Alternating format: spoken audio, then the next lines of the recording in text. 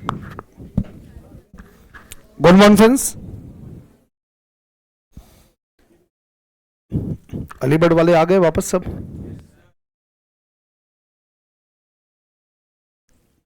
सबको फाउंडेशन की बहुत बहुत बधाई।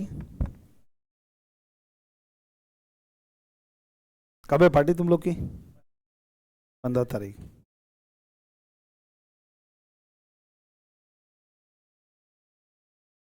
हम लोग का सेक्शन नंबर 100 चल रहा था।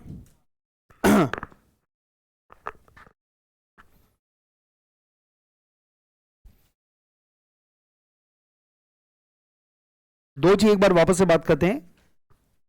सबसे पहले जनरल मीटिंग वर्ड का मतलब क्या होता था बताओ? What is general meeting? Members meeting. मतलब मेंबर की जो भी मीटिंग होती है उसको हम क्या बोलते हैं? General meeting. क्योंकि जो कंपनियां होती है उसमें दो लोग काम करते हैं, एक होते हैं डायरेक्टर और एक होते हैं मेंबर या शेयर होल्डर। तो शेयर होल्डर्स की जो मीटिंग होती है उस मीटिंग को हम लोग बोलते हैं जनरल मीटिंग। फिर जनरल मीटिंग दो प्रकार की होती है, कौन कौन सी? एक एजीएम और दूसरा ईजीएम। एजीएम वो मीटिंग होती है जो साल में एक बार बुलाई जाती है, जबकि ईजीएम का मतलब क्या होता है? Other than AGM. मतलब एजीएम के अलावा जितनी बार मेंबर आएंगे उन मीटिंग्स को हम क्या बोलते हैं? ईजीएम। तो ईजीएम जो सेक्शन 100 है, इसमें जो अभी तक हमने बात किया था वो ये बात किया था, जो ईजीएम होती है वो बुलाता कौन है? कंपनी के बीओडी। क्योंकि इसका लॉजिक क्या था? कंपनी के मेंबर तो घर में बैठे होते हैं और डायरेक्टर जो होते हैं वो मेंबर के बदले में बिजनेस करते हैं। तो उनको जब लगता है कि ये एक इंपॉर्टेंट मैटर है और इसके लिए एजीएम तक वेट नहीं कर सकते, तो हम लोग को मीटिंग बुलाना पड़ेगा। तो वो जो मीटिंग होती है वो बीओडी कॉल करेगा और उस मीटिंग को हम क्या बोलते हैं? ईजीएम। और वो जब चाहे तो बुला सकता है। अब अगला सवाल जो इंपॉर्टेंट था वो ये था कि जो ईजीएम है वो ईजीएम का प्लेस क्या होगा? क्या प्लेस होगा? ईजीएम कहां पे हो सकता है? At any place in India. मतलब इंडिया में कोई भी कोने में आप चाहें तो ईजीएम बुला सकते हैं। अब मैंने कल बताया था बाकी लोग को, वो जो अर्ली बर्ड वाले उनका एक बार उनका याददाश्त चेक करना है मेरे को। उन लोग को बस बताना है कि ईजीएम इंडिया में कहीं पर भी हो सकती है। ऐसा कोई ईजीएम है क्या जो इंडिया के बाहर भी हो सकता है? कौन सा? बाकी लोग चुप रहना बेटा, कल वाले चुप रहना, केवल अर्ली बर्ड वाले। Only owned subsidy of a company incorporated outside India. इसमें हमने बात किया था एक ऐसी कंपनी है जो भले इंडिया की बनी है, कंपनी इंडिया की है, लेकिन उन कंपनियों को ये बोला गया कि आप अपनी ईजीएम इंडिया के बाहर भी कर सकते हैं। और वो कंपनी कौन सी है? अगर इंडिया में कंपनी बनी है उसके 100% शेयर, उस कंपनी के 100% शेयर किसने खरीदा? ऐसी कंपनी जो इंडिया के बाहर बनी है। अपने एग्जांपल भी लिया था वॉल्ट डिज्नी का, फेसबुक का। मतलब जैसे फेसबुक बाहर की कंपनी है, इंडिया में उन्होंने एक कंपनी बनाई फेसबुक इंडिया प्राइवेट लिमिटेड, और इस कंपनी के 100% शेयर कहां पर है? इंडिया के बाहर फेसबुक के पास है। तो फेसबुक इंडिया तो इंडिया की कंपनी है ना, पर वो अपनी ईजीएम इंडिया के बाहर भी कर सकती है। और उसका लॉजिक हमने डिस्कस ये किया था, उसके सारे मेंबर इंडिया के बाहर है। अब वो केवल ईजीएम अटेंड करने के लिए आए फिर जाए तो लोग डिमोटिवेट होंगे, कंपनियां यहां पे बनाएंगे नहीं। तो इसके लिए उनको रिलैक्स करने के लिए क्या बोला? आप अपनी ईजीएम इंडिया के बाहर भी कर सकते हो। ये यहां तक अपने डिस्कशन किया था। अच्छा, इनके ऊपर कोई क्वेश्चन वगैरह डिस्कस किए क्या अपने? एक आध दो किए हैं क्या? चलो ठीक है, उसको छोड़िए अभी। अब हम लोग आगे बढ़ते हैं। अगला पॉइंट है EGM on requisition of members. अगला हेडिंग क्या है? EGM on requisition of member.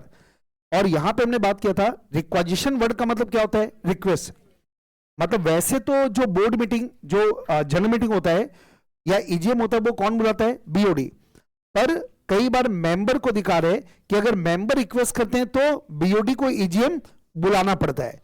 तो अब ये कंडीशंस है, मतलब अगर मेंबर रिक्वेस्ट करके मीटिंग बुलाना चाहता है तो मेंबर को कुछ कंडीशंस फॉलो करना पड़ेगा, तभी वो मेंबर मीटिंग बुला सकता है। मतलब जब बोर्ड के पास रिक्वेजिशन आता है, मैंने आपको बताया जरूर वर्ड बोर्ड रिक्वेजिशन का मतलब क्या होता है? रिक्वेस्ट। लेकिन अपने को एग्जाम में क्या लिखना है? रिक्वेजिशन। क्या वर्ड यूज करना है? रिक्वेजिशन। तो रिक्वेजिशन वैलिड तभी होगा जब कुछ कंडीशन पूरी करे, और अगर रिक्वेजिशन वैलिड होगा तभी बीओडी मीटिंग कॉल करेगा। तो अब ये पढ़ना चालू करते हैं। पहला पॉइंट क्या था बेटा? लिमिट। लिमिट का मतलब क्या है कितने मेंबर रिक्वेस्ट करेंगे, कितने मेंबर रिक्वेस्ट करेंगे कि बीओडी को ईजीएम बुलाना पड़ेगा। तो एक लॉ में एक लिमिट दी हुई है कि इतने मेंबर रिक्वेस्ट करेंगे तो बीओडी को ईजीएम बुलाना पड़ेगा। अब ये रिक्वेस्ट पढ़ना चालू करते हैं। If the requisition is made by following number of member the board shall call an EGM. मतलब अगर ये नीचे में जो लिमिट दी है, अगर उतने मेंबर रिक्वेस्ट करेंगे तो बीओडी को ईजीएम कॉल करना पड़ेगा, शैल वर्ड है। ओके अब ये कंपनियों को दो भाग में बांटा गया है। पहला बोला कंपनी हैविंग शेयर कैपिटल और दूसरा क्या लिखा है, company not having share capital. इसका मतलब ये अपन ने बात किया था, कंपनी हैविंग शेयर कैपिटल का मतलब क्या होता है, ऐसी कंपनियां जो शेयर इशू करती है। तो अगर आप ऐसी कंपनी के मेंबर हैं जो कंपनी शेयर इशू करती है तो अलग लिमिट है, और आप ऐसी कंपनी के मेंबर है जो शेयर इशू नहीं करती, company not having share capital. अच्छा आमतौर पे क्या लगता है बेटा, जो कंपनियां होती है वो शेयर इशू करती है कि नहीं करती है, करती है। आमतौर पे आप जो भी कंपनियां देखते हैं ना, वो सारी की सारी कंपनियां, मतलब जो बिजनेस करने वाली कंपनियां होती है वो सारी कंपनियां शेयर इशू करके पैसा लेती है, मेंबर बनाती है। और हमने उस समय बात किया था कौन सी कंपनी ऐसी होती है जो शेयर इशू नहीं करती, वो कौन सी कंपनी होती है आमतौर पे, सेक्शन 8 कंपनी, मतलब एनपीओ। कई ऐसी कंपनियां होती है जिसका उद्देश्य प्रॉफिट कमाना नहीं होता, तो वो लोग क्या करते हैं, शेयर इशू नहीं करते पर मेंबर तो वो भी बनाते हैं। तो वो अपने यहां जैसे क्लब, फॉर एग्जांपल क्लब, एक क्लब बना और वो क्लब कंपनी रन कर रहा है, हो सकता है ऐसा, जैसे कंपनी बिजनेस करता है वैसे कोई क्लब को कौन रन कर सकता है, कंपनी।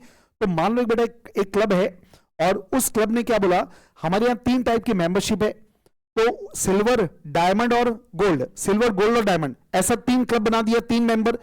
और सबको ये बोला कि जो सिल्वर मेंबरशिप लेना चाहते हैं उनको 1 लाख देना है, गोल्ड वालों को 5 लाख, डायमंड वालों को 10 लाख, और सबकी सुविधाएं अलग है, सबके वोटिंग पावर अलग अलग है। हो सकता है भाई ये बोल दिया जो सिल्वर वाले हैं उनके एक मेंबर को 1 वोट मिलेगा मीटिंग जब होगा, गोल्ड वालों को बोला आप लोग के एक शेयर पे आप एक मेंबर हो ना, आपको 5 वोट देंगे, हम 5 के बराबर वोट देंगे। और डायमंड वालों को बोला आपका 1 वोट 10 के बराबर काउंट होगा, मतलब आप वोटिंग राइट किसको ज्यादा दे रहे हो, जो ज्यादा पैसा दे रहे हैं क्लब को। तो कंपनी ने बदले में शेयर इशू नहीं किया। तो ये वही बात कर रहा है कि अब देखो कंपनीज एक्ट तो बेटा दोनों कंपनियों पे लागू होगा, शेयर कैपिटल वाली कंपनी उस पर भी लागू होगा, और नॉट हैविंग शेयर कैपिटल वाली कंपनी है उन पे भी लागू होगा, दोनों पे लागू होगा। तो अब हम लोग पहली बात करें, अगर शेयर कैपिटल वाली कंपनी है उसके मेंबर अगर मीटिंग कॉल करना चाहते हैं तो उनके मेंबर के पास कितना शेयर होना चाहिए कि वो उनका रिक्वेजिशन वैलिड होगा। आइए पढ़ना चालू करते हैं, क्या बोलता है ये अभी पोस्ट बैच में मैंने डेमो में ये पॉइंट पढ़ाया था आप लोग को, इसका इंटरप्रिटेशन हम लोग ने बात किया था। अब एक बार इसको पढ़ते हैं कि कितने मेंबर रिक्वेस्ट करेंगे, रिक्वेशन करेंगे, by members holding not less than 1/10 of paid up capital having voting right on the date of receipt of requisition. इसका एक एक वर्ड कीमती है। तो आपको बोला कितने मेंबर रिक्वेस्ट करेंगे, तो बोला उतने मेंबर को रिक्वेस्ट करना पड़ेगा जिसके पास कम से कम इस कंपनी का जो पेड अप कैपिटल है हैविंग वोटिंग राइट उसका कम से कम 1/10। अच्छा 1/10 का मतलब कितना होता है, 10%। तो 10% या उससे ज्यादा, मतलब जो मेंबर है जो रिक्वेस्ट कर रहे हैं उनके पास उस कंपनी की जो टोटल शेयर कैपिटल है उस कैपिटल का 10%, पेड अप कैपिटल का 10% या उससे ज्यादा का अगर शेयर है तो उस केस में आप रिक्वेस्ट कर सकते हो, आपकी रिक्वेजिशन वैलिड होगा। और अगर आपका रिक्वेशन वैलिड हुआ तो बीओडी को मीटिंग कॉल करना पड़ेगा, यही इसका मतलब हुआ। अच्छा अब हम लोग ना इसके ऊपर कुछ बातें करते हैं, तो बाजू वाले पेज में एग्जांपल लिखिएगा।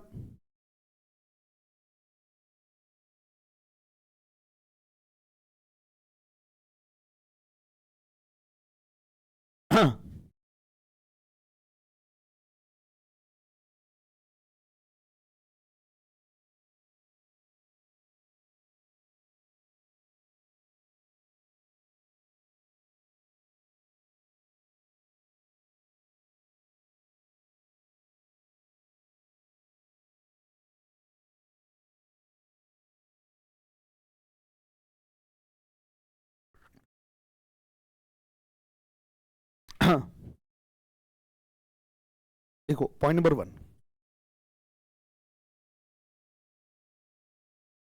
अपना जो बुक है ना, बुक में ही पूरा एग्जांपल ध्यान रखना, बुक में लिखो पूरे। वो पन्ना खत्म हो गया होगा, अगले पन्ने में लिखो, बहुत सारे पन्ने अपने बाजू वाले में, है ना, पूरा एक साथ ही कंपाइल करना, क्योंकि वो बहुत, क्योंकि आप कॉपी में लिखोगे ना तो ये, इसका पर्पस ही क्या था, एक लाइनर बनाने का हम लोग के नोट्स का, ताकि पूरा बुक आपकी कंपाइल हो।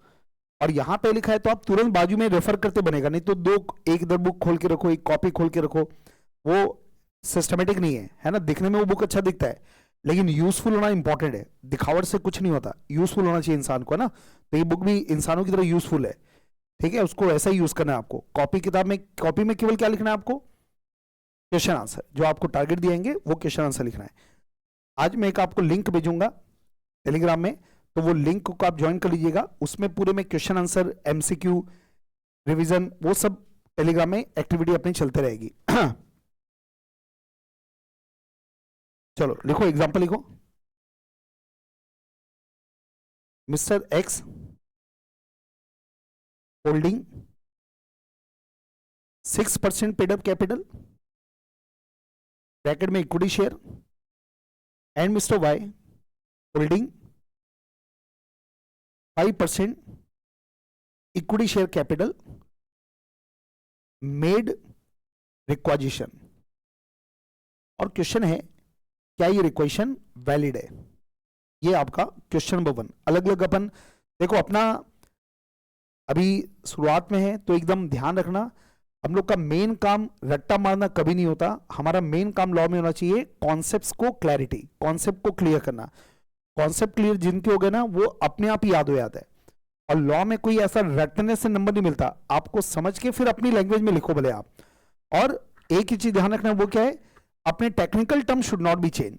जैसे रिक्वेशन को मैं रिक्वेस्ट नहीं लिख पाऊंगा, रिक्वेस्ट लिख दिया मतलब नंबर कटेंगे, तो वो तो मैं आपको बताते चलूंगा कि ये टेक्निकल वर्ड, उसको पकड़ के रखना।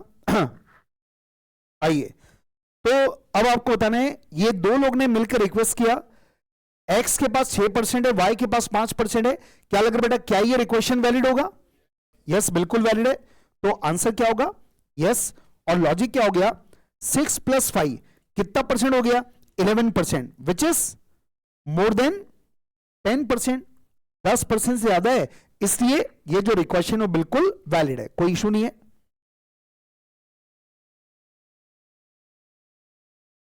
अब मैं सिचुएशन पैराग्राफ बदल के चेंज कर रहा हूं। अच्छा, जो रिक्वेजिशन मतलब क्या होता होगा, एक लेटर देते होंगे, मतलब क्या हुआ होगा भाई, रिक्वेशन मतलब क्या हुआ, एक लेटर बनाया कि हम चाहते हैं मीटिंग कॉल की जाए, और एक्स ने साइन मारा, वाई ने साइन मारा, और एक्स ने लिखा होगा मेरे पास 6% है, वाई ने लिखा मेरे पास 5% है। कंपनी ने चेक किया कि वास्तव में सही है क्या, कंपनी ने पाया बिल्कुल सही है, और 11% है, इसका मतलब क्या हुआ, रिक्वेस्ट वैलिड है, तो बीओडी को ईजीएम कॉल करना पड़ेगा। ये समझ गया यहां तक? अब मेरा अगला इसी में क्वेश्चन ले रहा हूं। मैंने आपको पहले ही बताया, अभी हफ्ता 10 दिन मान के चलना, 10 दिन तो ना तुम्हारे को, मेरा काम क्या है, तुम्हारे लॉ की नसें खोलना है ना, ये मेरा काम रहेगा कि आपको लॉ को पढ़ने का तरीका बस समझ आना चाहिए कि कैसे पढ़ते हैं। अब मेरा क्वेश्चन ये है, जैसे एक्स और वाई दोनों ने क्या किया, रिक्वेस्ट तो भेज दिया कि हम मीटिंग बुलाना चाहते हैं। उसके बाद क्या हुआ, ये जो एक्स है इसको लगा अरे यार मैंने फालतू जबरदस्ती साइन कर दिया, ये एकदम बकवास मुद्दा है, मेरे को मीटिंग इसके लिए कॉल नहीं करना चाहिए था, मेरे को वाई का साथ नहीं देना चाहिए था। तो एक्स ने क्या किया, भूल सुधार भी तो कुछ चीज होती है। एक्स ने क्या किया, एक लेटर कंपनी को लिखा, और उस कंपनी को यह बोला कि मैंने एक लेटर आपको जमा किया था, उस समय मैंने साइन किया था, अब मैं अपने रिक्वेजिशन को विड्रॉ कर रहा हूं, मतलब मैं चाहता हूं कि मीटिंग ना बुलाए, मैंने जो लिखा था ना, मैं अपना लेटर वापस ले रहा हूं। तो अब केवल कौन बच गया, वाई अकेला ही बचा। तो अब सवाल है कि अब बीओडी मीटिंग कॉल करेगा कि नहीं करेगा? समझ रहे, मतलब क्वेश्चन समझ गए क्या भाई? इन्होंने रिक्वेशन दिया था, 11% था, उसके बाद एक्स को लगा कि नहीं नहीं नहीं, मेरा रिक्वेशन गलत है, मेरे को मीटिंग नहीं बुलाना चाहिए, या मान लो दोनों में झगड़े हो गए। अब एक्स बोलता है ठीक है बेटा मैं बताता हूं तेरे को, है ना, मैं लेटर लिख दिया कंपनी को कि मैं अपना रिक्वेस्ट को वापस ले रहा हूं। वाई की दिली इच्छा थी कि मीटिंग हो, एक्स अडंगा डाल दिया।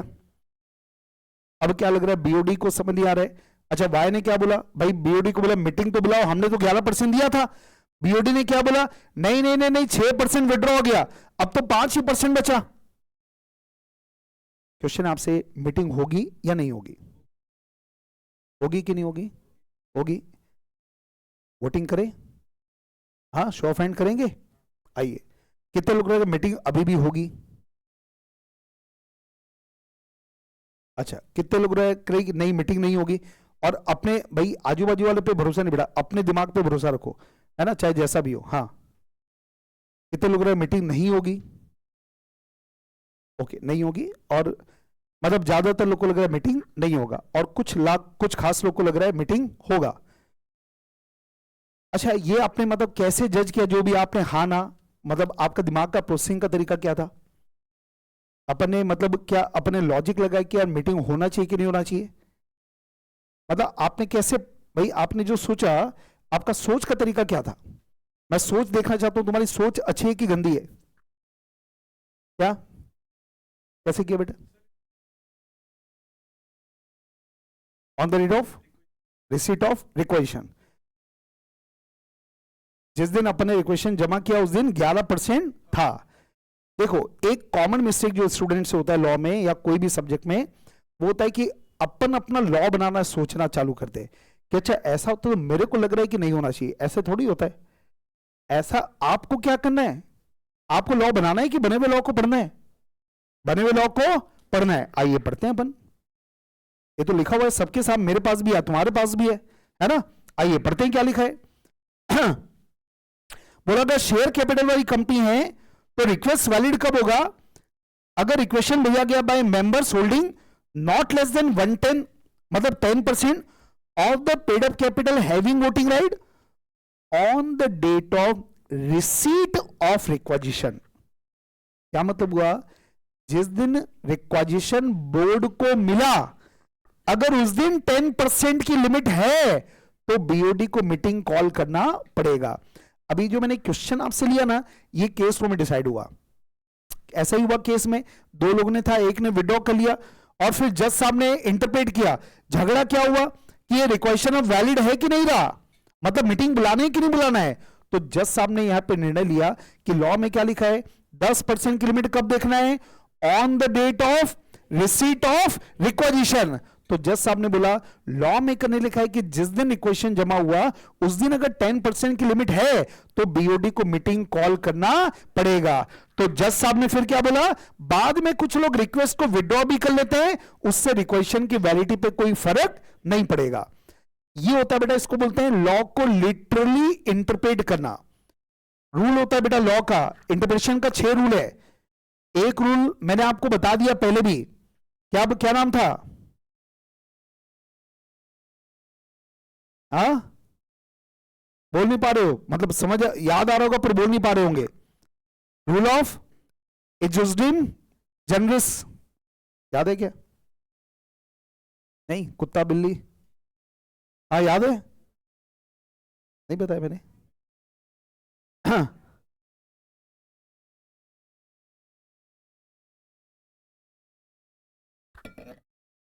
नहीं बताया? नहीं बताया ऐसा लग रहा है।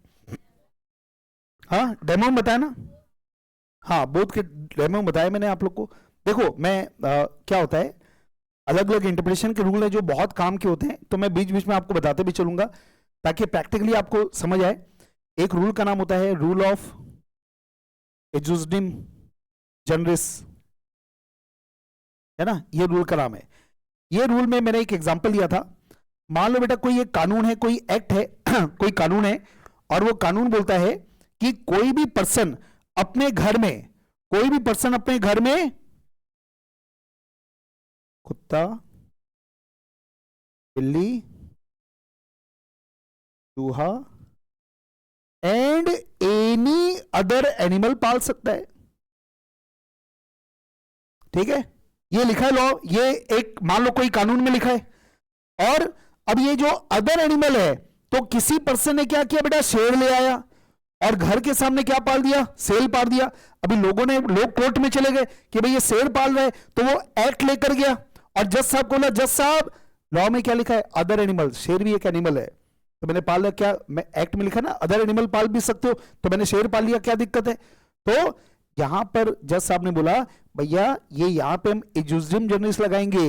इजूजियम जनरलिस का मतलब क्या होता है, अगर कोई पर्टिकुलर वर्ड के बाद में कोई जनरल वर्ड यूज होते हैं तो वो जो जनरल वर्ड का मीनिंग किसके समान दिया जाएगा, उन पर्टिकुलर वर्ड के समान।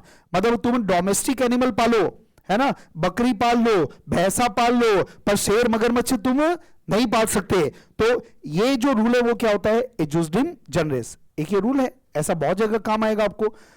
अब यहां पर ये जो पॉइंट है ना, अब वापस से आ जाओ, पूरे इंटरप्रिटेशन का सबसे इंपॉर्टेंट रूल होता है जो आप लोग को ध्यान रखना है, उस रूल का नाम है रूल ऑफ लिटरल इंटरप्रिटेशन। मतलब आप और मैं, हम लोग जो है ना, हम लोग का एक ही काम होता है, हमारे लिए सबसे इंपॉर्टेंट है रूल ऑफ लिटरल इंटरप्रिटेशन। और ये जो रूल ऑफ लिटरल इंटरप्रिटेशन है ना, ये क्या बोलता है, लॉ को लिटरली पढ़ो। मतलब लॉ को जैसा लिखा है वैसा पढ़ो। आप लॉ में अपने लॉजिक मत घुसेड़ो, बीच में अपने लॉजिक नहीं डालना है कि मेरे को ऐसा लगता है, ऐसा नहीं। लॉ में जैसा लिखा है ना आपको वैसा ही पढ़ना पड़ेगा। तो लॉ में क्या लिखा है, 10% की लिमिट कब देखना पड़ेगा, बोलो, on the date of receipt of requisition. तो जिस दिन रिक्वेशन जमा हुआ उस समय 10% की लिमिट था, इसका मतलब रिक्वेशन वैलिड होगा। बाद में कुछ लोग विड्रॉ भी करेंगे तो कोई फर्क नहीं पड़ेगा, मतलब बीओडी को ईजीएम कॉल करना पड़ेगा। तो ये नोट कीजिएगा answer.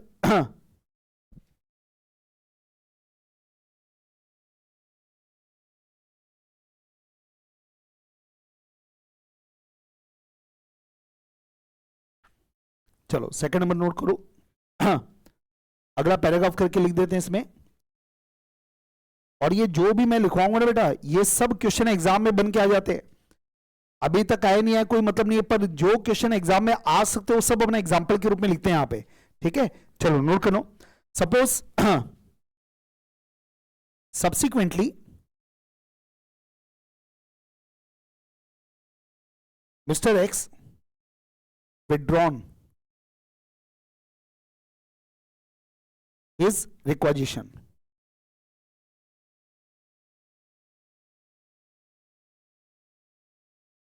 Will requisition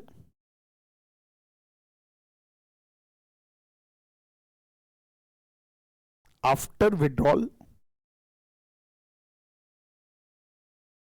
is still valid and BOD have to call EGM? ये अगला सवाल है आपसे। तो इसका आंसर क्या होगा, क्या अभी भी आपको लगता है रिक्वेशन वैलिड, आंसर क्या होगा, यस। आंसर लिखिएगा, इसको ऐसा लिखते हैं, limit of 10% is to be seen on the date of receipt of requisition। ये रिसीट ऑफ रिक्वेशन का मतलब क्या हुआ, कंपनी को जब रिक्वेशन मिला, कंपनी को जिस दिन रिक्वेशन मिला उस दिन अगर 10% की लिमिट है, then requisition shall be valid even if some of the members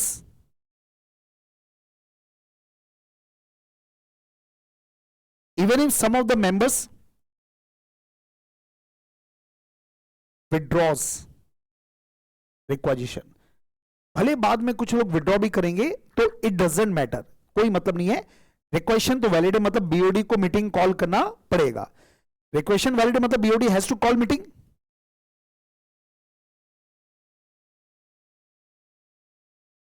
ये क्या हो गया, पहले क्या गया ये देखा जाएगा, वो जो आपने ऑफर एक्सेप्टेंस पढ़ा होगा ना, रिवोकेशन ऑफ ऑफर, बस विच एवर इज अर्लियर, जो पहले पहुंच गया।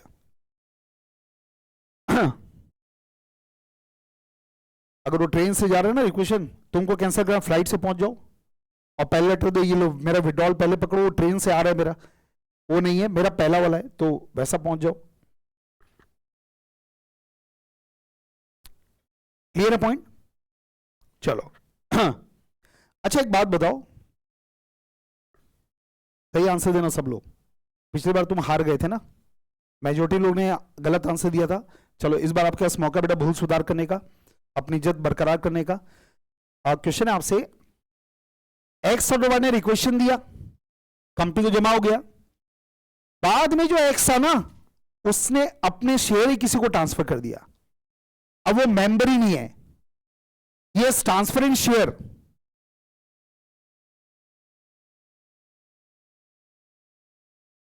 तो जिसको ट्रांसफर किया उसका कोई इंटरेस्ट नहीं है, वो रिक्वेशन में कुछ नहीं बोल रहा है वो।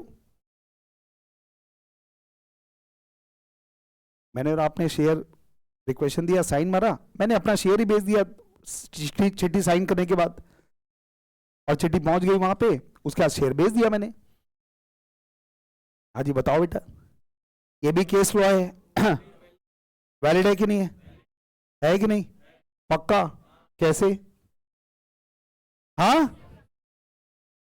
आपको एक ही चीज देखना है, वो क्या है?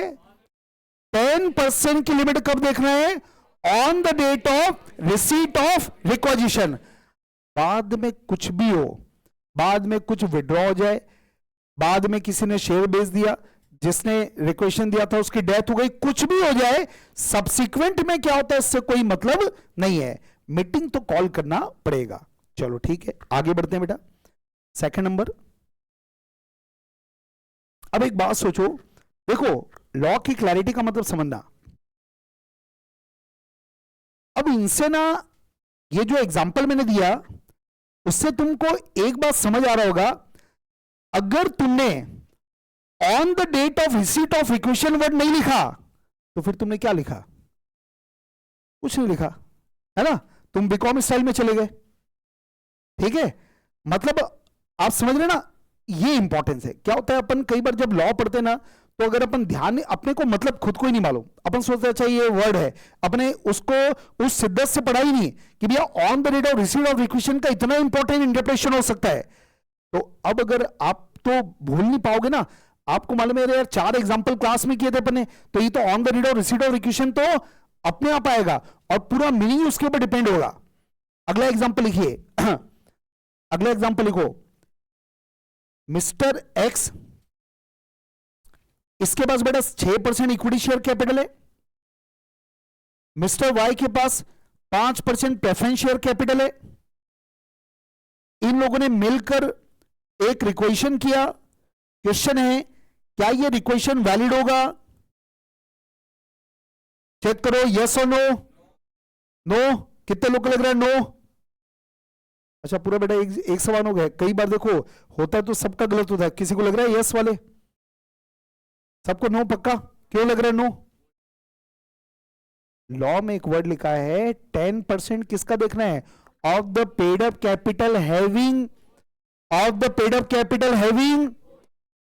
ध्यान रखना, केवल पेड अप कैपिटल वर्ड अगर होता तो उसमें इक्विटी और प्रेफरेंस दोनों को लेते, पर जब वर्ड आता है paid up capital having voting right, तो इसका मतलब बताओ ना, कौन से शेयर वालों को वोटिंग राइट होता है?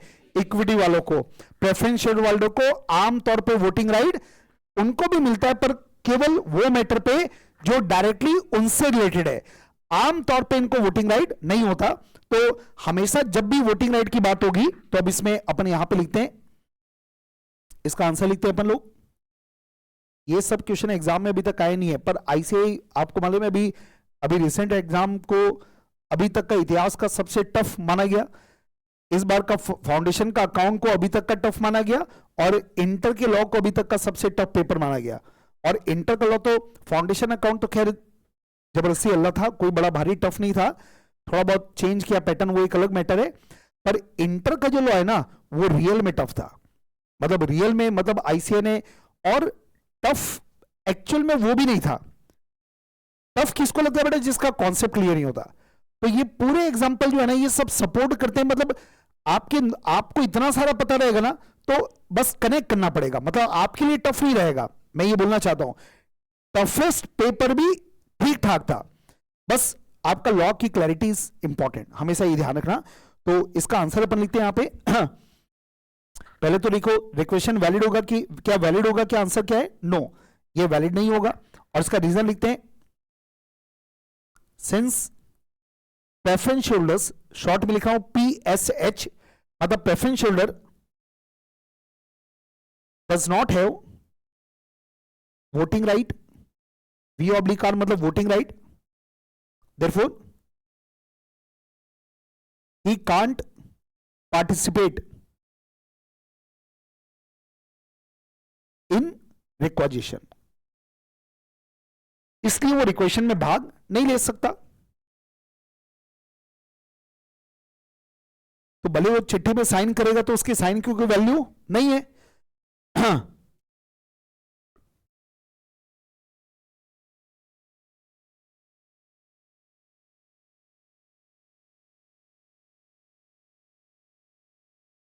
चलो एक बार यहां पे वापस से आते हैं।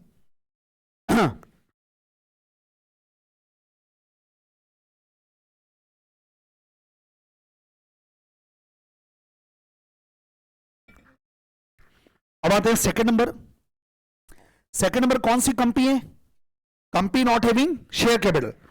तो यहां पर देखो कितने मेंबर को रिक्वेस्ट करना पड़ेगा, by members holding not less than 1/10 of total voting power having voting right.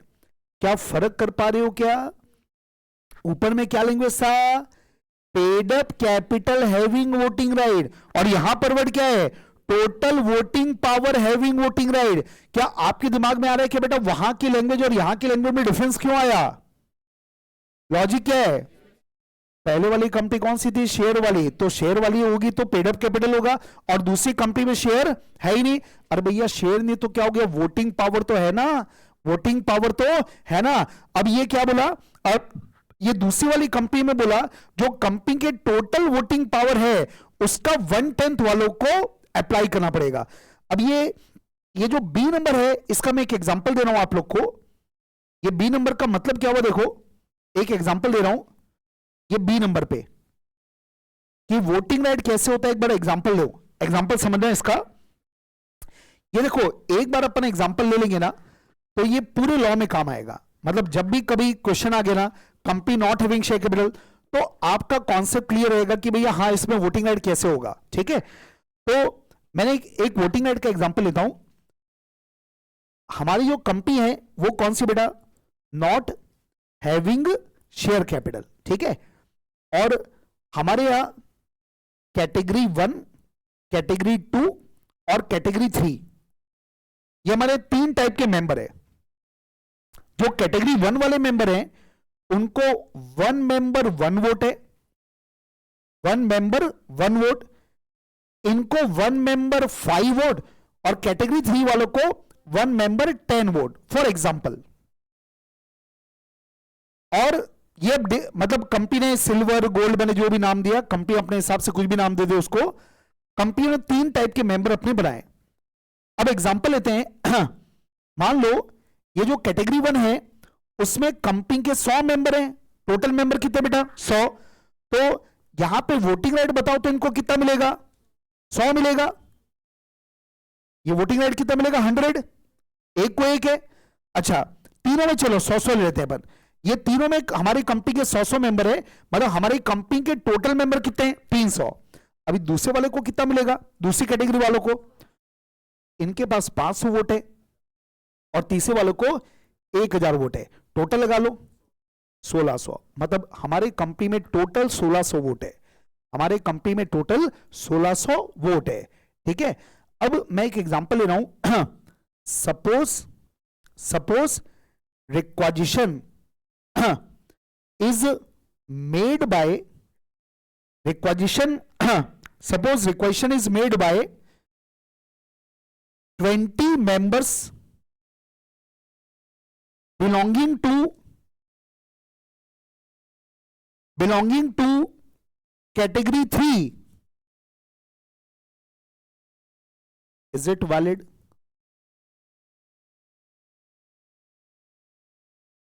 Total 20 member ने रिक्वेस्ट दिया और ये 20 लोग कौन सी कैटेगरी से बिलोंग कर रहे हैं, कैटेगरी नंबर थर्ड, तो क्या इनका रिक्वेशन वैलिड है? क्या क्वेश्चन है?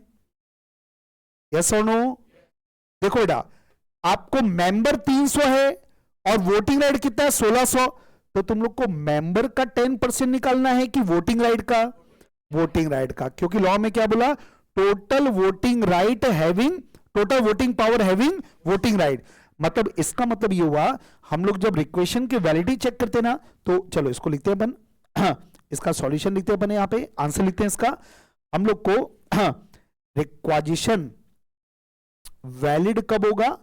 जब 1600 का 10%, मतलब 160 वोटिंग राइट अगर है तो आपका रिक्वेशन क्या होगा? वैलिड। तो अब यहां पर चेक करते हैं, ये जो 20 मेंबर है इनके पास वोटिंग राइट कितना होगा? ये कैटेगरी 3 वाले हैं, और कैटेगरी 3 में एक मेंबर को कितना बेटा? 10 वोट, तो इनटू क्या कर लेना? 10। तो इनके पास कितना वोटिंग राइट हो गया? 200 voting right. Therefore requisition is valid.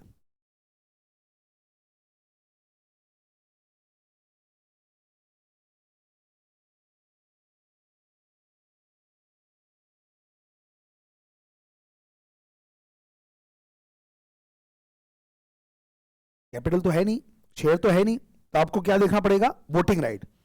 समझ गए? Voting right. एग्जाम में ऐसा एक भी क्वेश्चन आज तक नहीं आया, पर यह मतलब नहीं है कि नहीं आ सकता। भाई लॉ में लिखा मतलब कुछ कहीं से भी क्वेश्चन आ सकता है, तो आपको हर वर्ड का मीनिंग जानना वो सबसे ज्यादा आपके लिए इंपॉर्टेंट है।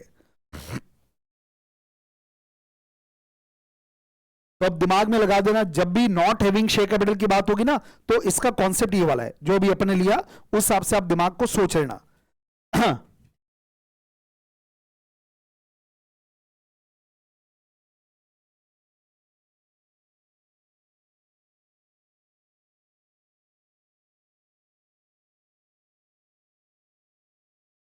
चलो इसके बाद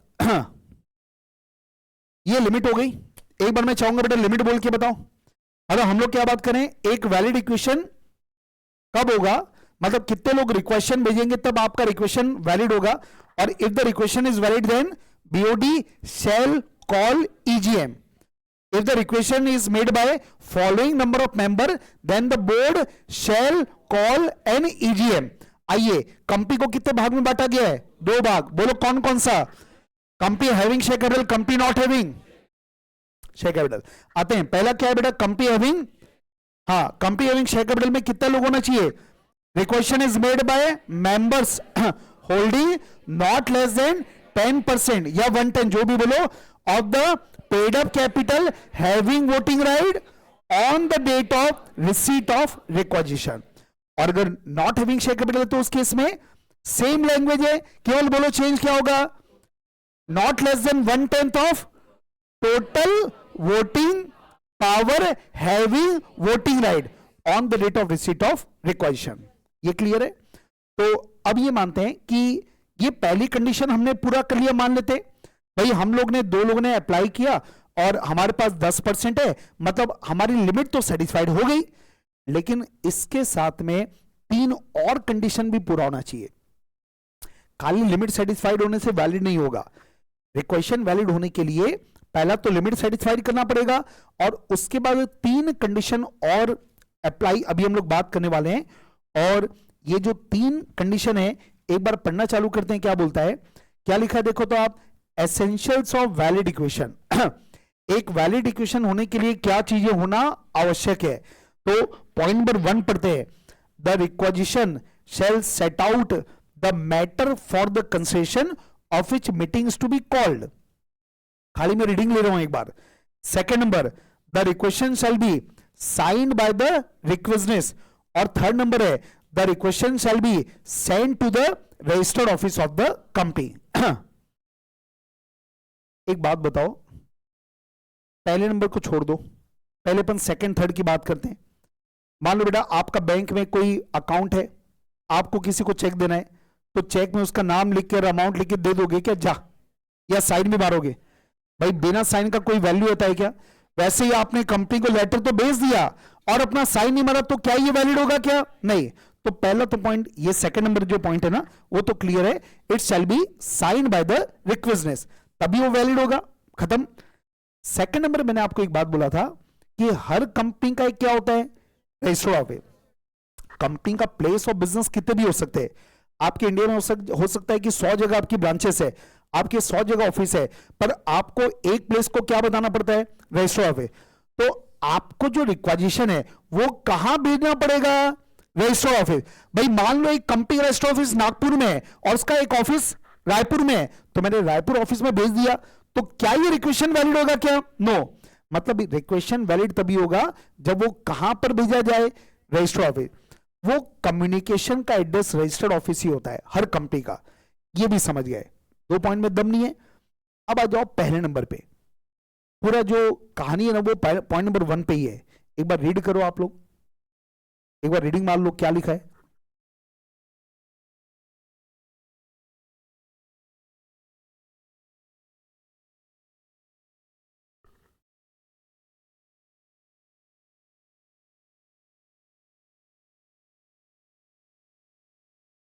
पढ़ लिए, चलो अब मैं ना कुछ सवाल लेता हूं आपसे। एक बहुत एक इंटरेस्टिंग केस हुआ था, उस पूरे केस के ऊपर बात करते हैं। केस का नाम था LIC वर्सेस एस्कॉर्ट्स, ये केस का नाम था।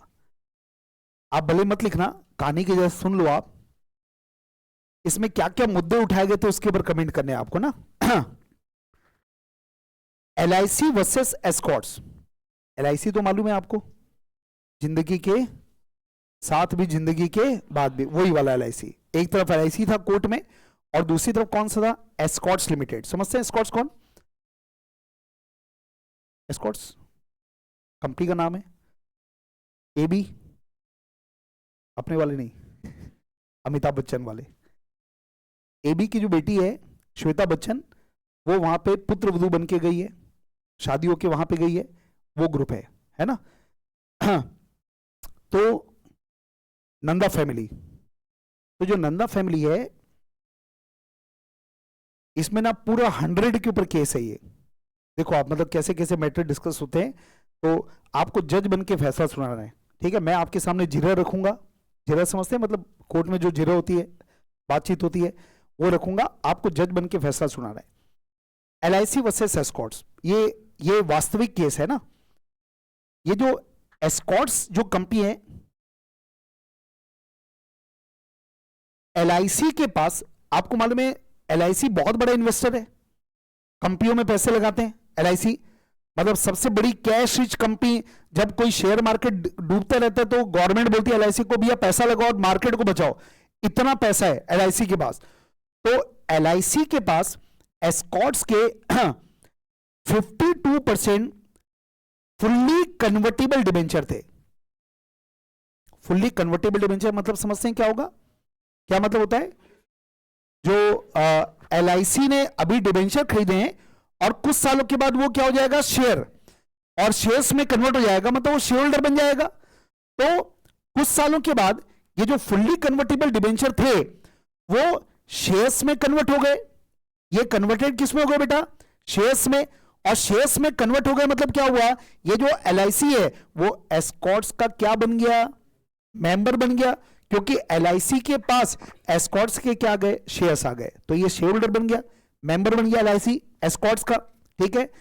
अब अच्छा 52% का मतलब बहुत बड़ा, LIC में समझ लो ना, एस्कॉर्ट्स में जो पैसा है उसका 52% पैसा किसका लगा है, LIC का।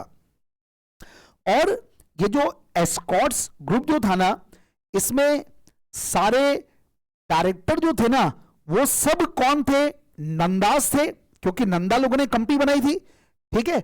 अब ये LIC ने ये देखा, जब मेंबर बन गए तो इन्होंने देखा अरे यार ये तो भयंकर फ्रॉड कर रहे, ये तो हर दिन आके फ्रॉड करते रहते कंपनी में, मतलब बाकी लोग का पैसा डूब रहा है और अब हम लोग मेंबर बन गए, अब तो मैं मेंबर हूं। भाई देखो जब तक आप डिबेंचर होल्डर होते हो ना तो आपको इंटरेस्ट मिलता है, लेकिन अब क्या मिलेगा, इंटरेस्ट नहीं मिलेगा, अब आपको डिविडेंड मिल रहा है या प्रॉफिट मिलेगा। तो LIC ये देख रहा है कि यार ये कंपनी में तो जबरदस्त फ्रॉड करें, इनके 10 डायरेक्टर है और 10 पूरी तरीके से रोज बैठ के फ्रॉड करते हैं, ठीक है, और हमारी कंपनी को डुबो रहे हैं।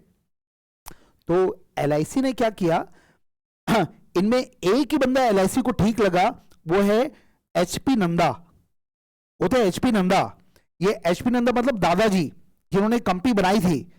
तो और उसके बाद जो अगली नस्ल थी, जो नेक्स्ट जनरेशन था, है ना, जेन जी, वो सब बर्बाद लोग थे। ठीक है, उन्होंने सब क्या किया बेटा, बर्बाद, कंपनी को बर्बाद करें, पर्सनल इंटरेस्ट में काम करें। तो अब ये जो LIC है, अब LIC को लगा रही यार ये ठीक नहीं है, तो LIC ने क्या किया, LIC ने सेक्शन 100 का उपयोग किया। इसका उपयोग किया। अच्छा, LIC को एक बात मालूम है कि मेंबर बोलते हैं तभी भी मीटिंग होती है, डायरेक्टर तो मीटिंग बुलाएंगे नहीं, डायरेक्टर तो मीटिंग बुला ही नहीं रहे ना, वो तो चाहते नहीं मेंबर आए। मेंबर आएंगे तो फिर आपको मालूम, फिर मेंबर अपने हिसाब से कुछ भी कंप्लेन करेंगे, वो करेंगे, वो मीटिंग नहीं बुला रहे थे। तो LIC ने क्या किया, एस्कॉर्ट्स को एक रिक्वेजिशन भेजा, और उस रिक्वेशन में क्या बोला, हम चाहते हैं EGM बुलाओ। क्या लिखा इन्होंने, हम चाहते हैं, LIC ने लिखा मैं चाहता हूं कि आप EGM बुलाओ, मैं रिक्वेशन भेज रहा हूं, हमारे पास 52% शेयर है। और उसमें लिखा इन्होंने EGM बुलाओ लिखा, और फिर वो जो चिट्ठी थी, वो जो रिक्वेजिशन था, उसमें इन्होंने बोला हम ये चाहते हैं, उन्होंने ये बताया कि हम चाहते हैं कि वो जो 10 डायरेक्टर है, 10 में से 9 डायरेक्टर को हटा दिया जाए। डायरेक्टर को चिट्ठी देख के क्या लिख रहे हैं, आप मीटिंग बुलाओ, हम आपको हटाना चाहते हैं। 10 में से 9 को बोले बस दादाजी रहेंगे। दादाजी सही इंसान है, वो बढ़िया आदमी है, एज भी हो गई उनकी, ज्यादा रहेंगे भी नहीं, तो इनको बस रखना है, बाकी सबको हम हटाना चाहते हैं, आप मीटिंग बुलाओ। अच्छा, आपको मालूम है, कुछ आइडिया है क्या कि डायरेक्टर अपॉइंट कौन करते हैं, मेंबर, शेयर होल्डर या मेंबर? मेंबर मतलब मीटिंग में। अच्छा, जो मीटिंग होती है बेटा, मीटिंग में 2 प्रकार के रिजोल्यूशन होते हैं, आपने सुना होगा, एक होता है OR और एक होता है SR। OR जो पास होता है और एक UR होता है, वो एक्सेप्शनल केस एक बार छोड़ दो। आमतौर पे 2 टाइप का रिजोल्यूशन होता है, OR या SR। OR मतलब सिंपल मेजोरिटी, जितने अगेंस्ट में उससे ज्यादा फेवर में हो गए, मतलब क्या हुआ, OR। और SR का मतलब होता है 3 गुना मेजोरिटी, मतलब जितने वोट अगेंस्ट में, उससे 3 गुना वोट जब फेवर में पड़ते हैं तो क्या बोलते हैं, SR पास हुआ। डायरेक्टर की अपॉइंटमेंट भी OR से होती है, और डायरेक्टर को हटाने के लिए भी OR पास करना पड़ता है। मतलब जितने मेंबर, मेजोरिटी वाले मेंबर जो होते हैं ना, वो डायरेक्टर को अपॉइंट करते हैं और वही डायरेक्टर को हटा सकते हैं। ठीक है, ये लॉ का एक कॉन्सेप्ट मैंने बताया। अब ये LIC को समझ आ गया कि यार अगर हमने मीटिंग बुला ली तो मीटिंग में 52% तो हमारे अकेले के पास है, और अगर हमने हटाने का वोट दिया तो 52% वोट हमारे पास है, तो हट जाएगा। क्योंकि मीटिंग में एक मेंबर को एक वोट नहीं होता, एक शेयर पे एक वोट है, मतलब जिसके पास जितना ज्यादा शेयर होगा उसको उतना ज्यादा वोटिंग राइट होगा। तो LIC के पास कितना शेयर बेटा, 52%, तो उनको कितना वोटिंग पावर है, 52%। मतलब वो अगर बाकी सबके सब ना भी बोलेंगे तो 52 हाँ बोला, 48 ना बोलेंगे तो 48 से ज्यादा ना 52, मतलब डायरेक्टर हट जाएगा। अब ये इन्होंने भेजा। अब डायरेक्टर के पास जब वो चिट्ठी आई तो पहले हाथ कांपे कि यार हमको हटाने के लिए मीटिंग बुला रहे हैं, और LIC चाहेगा तो हम हट के रहेंगे। अब इन्होंने क्या किया, इन्होंने LIC ये मीटिंग नहीं बुलाई, इन्होंने मना कर दिया, रेफ्यूज कर दिया। EGM कॉल करना में इन्होंने क्या कर दिया बेटा, रेफ्यूज किया, और ये बोला आपका जो रिक्वेशन है ना, ये रिक्वेशन आपका इनवैलिड है। आपका रिक्वेशन क्या है, इनवैलिड, इसलिए हम मीटिंग नहीं बुलाएंगे। LIC ने बोला नहीं, हमारा रिक्वेशन वैलिड है, आप मीटिंग बुलाओ। मैटर कहां पहुंच गया, कोर्ट में। कोर्ट का फैसला तभी तो है ना, LIC वर्सेस एस्कॉर्ट्स। अब जरा सुनना बेटा, कोर्ट में, अब हम लोग कोर्ट में आ गए। अभी कोर्ट में एक तरफ कौन खड़ा है, LIC, दूसरी तरफ 2 कटघरे, एक में LIC, दूसरे में एस्कॉर्ट्स। अभी LIC ने बोला बेटा पॉइंट नंबर, सॉरी, एस्कॉर्ट्स ने पॉइंट नंबर 1 बोला कि ये रिक्वेजिशन वैलिड नहीं है। कोर्ट ने पूछा क्यों, तो इसने बोला ये जो LIC है ये तो एक आर्टिफिशियल पर्सन है, ये कोई नेचुरल पर्सन थोड़ी है, ये तो आर्टिफिशियल पर्सन है। ये लोग रिक्वेस्ट नहीं कर सकते, उनका रिक्वेशन इनवैलिड है। ये आपका एस्कॉर्ट्स का मतलब एस्कॉर्ट्स ने जो लॉजिक दिया, बोला एलआईसी तो एक आर्टिफिशियल पर्सन है, नेचुरल पर्सन थोड़ी है हमारे जैसे, तो इनको रिक्वेशन भेजने का अधिकार नहीं है। इनके लॉजिक से, आपको लॉजिक्स पे बात करनी बेटा, क्या लग रहा है आपको? क्या लॉजिक लॉजिकल है कि लॉजिक इलॉजिकल है? इलॉजिकल है ना? तो जज साहब ने फटकार लगाई, क्या बोला होगा? अरे भैया पर्सन वर्ड है, पर्सन में नेचुरल पर्सन भी आते हैं और आर्टिफिशियल पर्सन भी आते हैं। इसका मतलब क्या हुआ? ये जो बोला आर्टिफिशियल पर्सन है, लॉजिक तुम्हारा गलत है। ठीक है, एस्कॉर्ट्स ने बोला रुक जाओ जज साहब, हम बहुत तैयारी करके आए, है ना? अब हमारा दूसरा लॉजिक सुनो, ये तो तुमको पक्का पसंद आएगा, ये तुमको पक्का पसंद आएगा। जज साहब 100 देखो आप, 100 भी लिखा है, रिक्वेस्ट कितने करेंगे, रिक्वेशन कौन भेजेगा? मेंबर्स। क्या बोला? Members holding not less than 10%। तो जज साहब आप चलो मान ले, तो एलआईसी को आपने इंसान मान लिया, चलो ओके, पर ये तो एक इंसान है ना, ये तो एक आदमी एलआईसी, और कोई साथ में है ही नहीं। तो क्या बोला? अब तो जज साहब मैं सही हूं ना, क्योंकि लॉ में क्या लिखा है? मेंबर्स मतलब कितने लोग होने चाहिए? 2। एलआईसी तो अकेले आ रहे, तो 10% होने से क्या हुआ? मेंबर्स वर्ड है। क्या लग रहा है बेटा? जज साहब ने बेटा फिर फटकार लगाई क्या? हाँ, जज साहब ने फिर फटकार लगाई, और जज साहब ने क्या बोला? जीसीए भी तो पढ़, जीसीए में क्या लिखा है? हाँ, the word plural includes singular. मतलब भले मेंबर्स वर्ड लिखा है, लेकिन उसमें मेंबर भी शामिल है। तो यहां पे 10% का जो लिमिट है ना, वहां पे चाहे एक मेंबर के पास भी 10% होगा, तो भी उसका रिक्वेजिशन बिल्कुल वैलिड होगा। तो ये दूसरा मैटर भी हार गई है। जस्ट अब एस्कॉर्ट्स ने बोला सर एक और आखिरी, और इस बार तो पक्का केस हमारे फेवर में आएगा। ठीक है, अब ये तीसरा लॉजिक दे रहे हैं। अभी तक हालांकि लॉजिकल थे, पर ध्यान रखना हर आदमी हमेशा इलॉजिकल नहीं होता, कभी लॉजिकल भी रहता है। आइए अब आते हैं थर्ड नंबर का लॉजिक। थर्ड नंबर में इन्होंने बोला जज साहब, इन्होंने क्या लिखा लेटर में? क्या लिखा? इन्होंने बोला कि हम डायरेक्टर को हटाना चाहते, ये लिखा। इन्होंने रिक्वेजिशन में रीजन मेंशन नहीं किया कि भाई हमने ऐसा क्या गड़बड़ किया कि ये हमको हटाना चाहते हैं। इन्होंने रीजन मेंशन नहीं किया, खाली लिख रहे हटाना चाहते। ये क्या बात हुई भाई? क्यों हटाना चाहते हो तो बताओ, तब तो मीटिंग बुलाएंगे। इसलिए इनका रिक्वेशन इनवैलिड है। ये तीसरा ग्राउंड तो जज साहब मानना पड़ेगा आपको। क्या लग रहा है बेटा इस मुद्दे पे आपको? हाँ, गलत है। रीजन मतलब आप कंपनी को बस ये लिख के भेज दोगे कि मीटिंग बुलाओ, ये मैटर है मीटिंग बुलाओ, क्या कारण भी बताना पड़ेगा कि भाई आपको लिखना चाहिए था ना कि ये डायरेक्टर है, ये फ्रॉड किया, सबूत लिखते उसमें कुछ कारण बताते। या केवल लिखोगे डायरेक्टर को हटाना चाहते मीटिंग बुलाओ। हाँ, यहां पे लग रहा है थोड़े मतलब दो भाग में बटा हुआ है हमारा क्लास का खेम है ना, सत्ता पक्ष विपक्ष। आओ पहले कितने लोग को लग रहा है कि रीजन नहीं भी बताएंगे तो रिक्वेशन वैलिड होगा, रीजन बताने की आवश्यकता नहीं है, ऐसा कितने लोग को लग रहा है? Reason is not required. Okay, कितने लोग लग रहे हैं रीजन तो बताना पड़ेगा? ऐसा थोड़ी होता है, रीजंस आर रिक्वायर्ड। ओके,